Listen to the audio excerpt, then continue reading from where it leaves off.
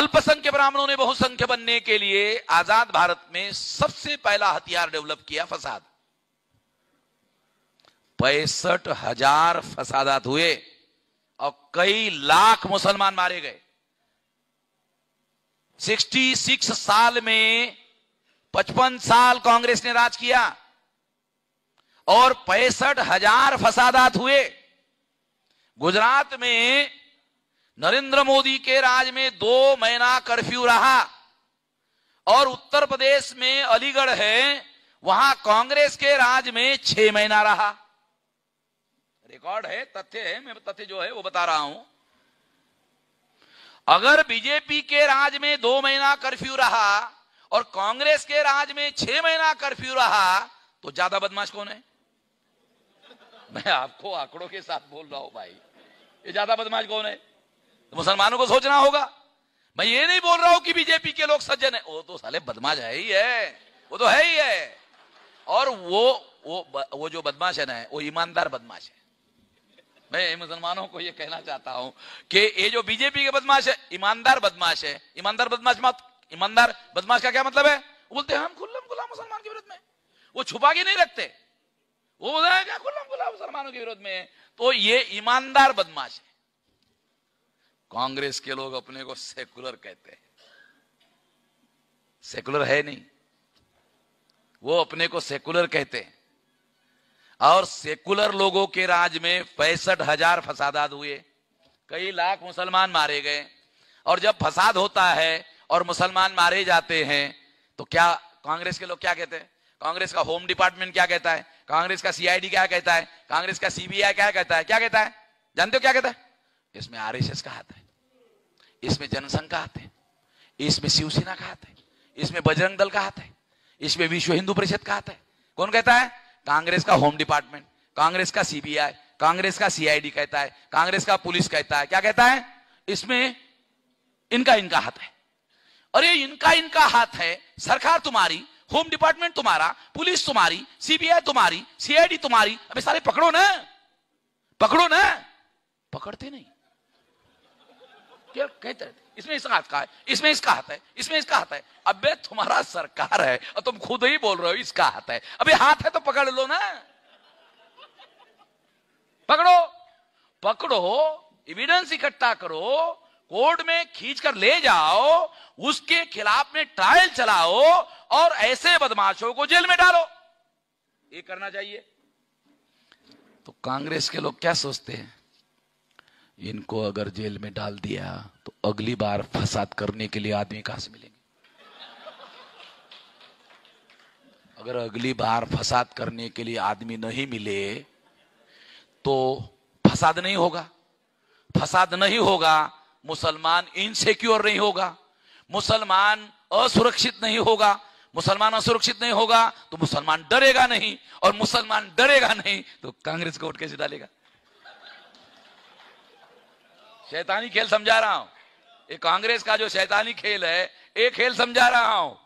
तो कांग्रेस फसाद करवाती है और फसाद में हिस्सेदार बनने वाले लोगों के खिलाफ में कभी कोई केस दायर नहीं करती है। ऐसा कोई रिकॉर्ड माइनॉरिटी कमीशन को पूछो कि भाई कांग्रेस के राज में कितने फसाद में कितने लोगों को कांग्रेस में जेल में डालने के लिए केसेस डाली, माइनॉरिटी कमीशन को पूछो, रिकॉर्ड बताएंगे वो लोग।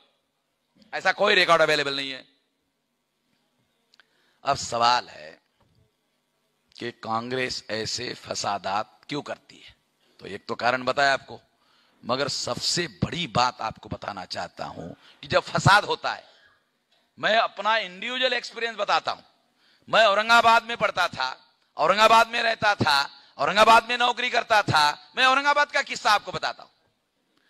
जब हिंदू मुसलमान का फसाद हुआ और बॉम्बे से शिवसेना आई, महानगर पालिका का चुनाव होने वाला था औरंगाबाद में, और 2 महीने पहले शिवसेना आई, 1 महीने पहले उसने फसाद करवा दिया। फसाद करवाते ही क्या हुआ? फसाद में क्या होता है जानते हो? फसाद में क्या होता है? फसाद में या तो हिंदू होता है या तो मुसलमान होता है। कोई शेड्यूल कास्ट नहीं होता, कोई शेड्यूल ट्राइब नहीं होता, कोई ओबीसी नहीं होता। फसाद में या तो हिंदू होता है या तो मुसलमान होता है। जब एससी एसटी ओबीसी का आदमी घर के बाहर निकलता है और फसाद करने वाले उसको पूछते हैं कौन हो, तो हिंदू। हिंदू क्यों कहता है, बोलते साला हिंदू नहीं कहूंगा तो मार देंगे। समझ रहे हो क्या, क्या समझा रहा हूं आपको, कुछ बातें समझा रहा हूं, समझ रहे हो क्या। अगर वो हिंदू नहीं कहेगा तो फसाद करवाने वाले लोग उसको पकड़ के मार देते हैं।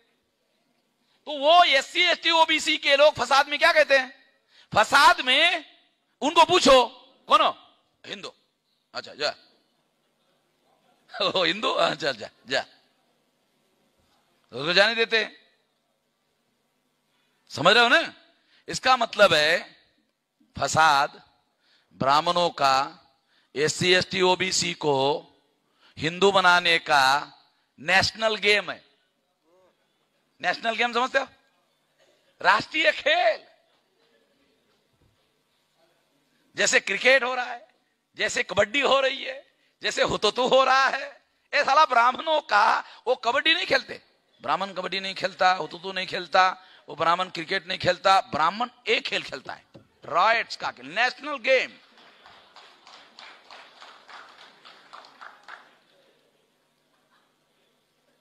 और जिसके पास सत्ता पर नियंत्रण नहीं होगा वो फसाद नहीं करवा सकता। एक आईपीएस ऑफिसर ने किताब लिखी रिटायर होने के बाद। उसने कहा अगर एक एसपी ईमानदार हो तो उसके जिले में कभी भी फसाद नहीं हो सकता।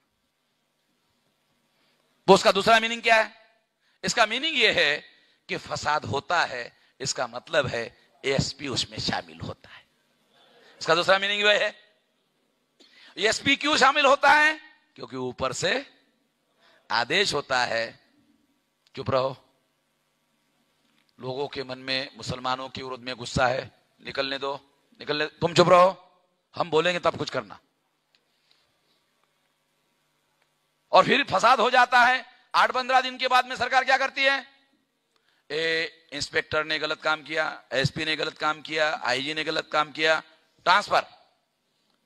Transfer is not a punishment, transfer punishment नहीं है। ये राजनीति जो है मैं आप लोगों को समझा रहा हूं। तो जब फसाद में एससी एसटी ओबीसी हिंदू हो जाते हैं, एससी एसटी ओबीसी फसाद में हिंदू हो जाते हैं, तो अल्पसंख्यक ब्राह्मण बहुसंख्य हो जाते हैं। ध्यान रखो, बहुत खास बात, ये बात मुसलमानों को समझने की है।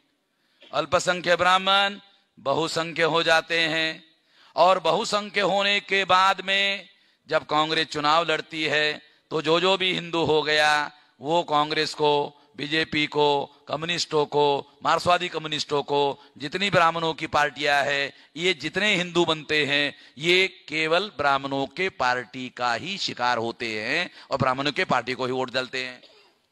अब ब्राह्मणों के पार्टी को इन्होंने वोट नहीं डाला होता तो 3.5% ब्राह्मणों की 4 नेशनल लेवल की पार्टियां होती।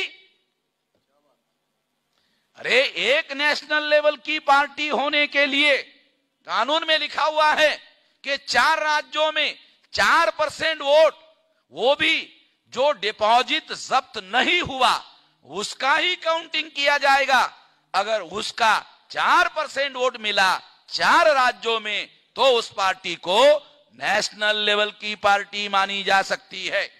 दूसरा क्राइटेरिया है, 3 राज्यों में जिस पार्टी को 6% वोट, जिस वोट को डिपॉजिट जब्त जिसका हुआ है उसको छोड़ करके ये 6% होना चाहिए, वो पार्टी को नेशनल लेवल की पार्टी मानी जाती है। ब्राह्मणों के वोट 3.5% है, तो 3.5% की साली एक राज्य में भी मान्यता प्राप्त नहीं हो सकती। ये 4 नेशनल लेवल की रिकॉग्नाइज पार्टियां,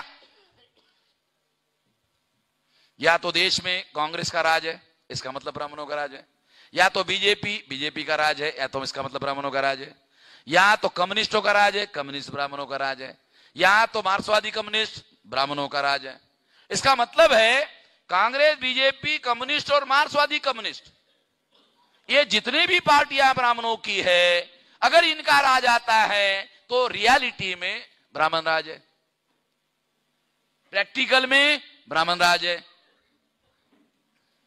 तो इसका मतलब यह है कि भारत में अल्पसंख्यक ब्राह्मणों को बहुसंख्य बनाने का तरीका है फसाद।